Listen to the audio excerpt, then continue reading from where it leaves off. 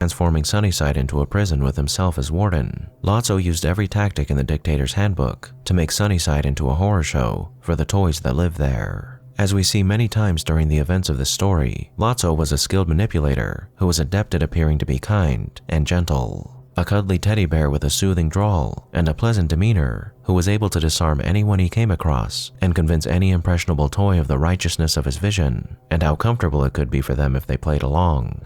This is how any despicable dictator corrupts the people around them into ignoring or even supporting injustices, with promises of wealth, prestige, and comfort that those they abuse could only dream of enjoying. And in the bona fide police state that was Sunnyside, it truly was but a dream for most. Trucks patrolled the hallways, a guard kept constant surveillance through CCTV, and anyone who dared to show an ounce of defiance was imprisoned or thrown into solitary confinement. Torture and brainwashing were also tools Lotso and his thugs employed, as if anything threatened the sanctity of Sunnyside's peace, any measures would be taken to eliminate that threat, no matter how brutal they might have been.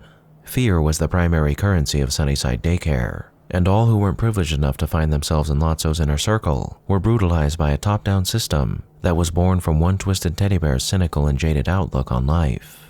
All of this was only enhanced by Lotso's cruelty and sadism, which in turn was amplified by his ability to switch between his harmless and kindly persona and his more sinister one, proving himself to be a toy who, ever since he made the choice to leave Daisy's home, was only concerned about himself, his philosophy, and how to make his life as comfortable as possible.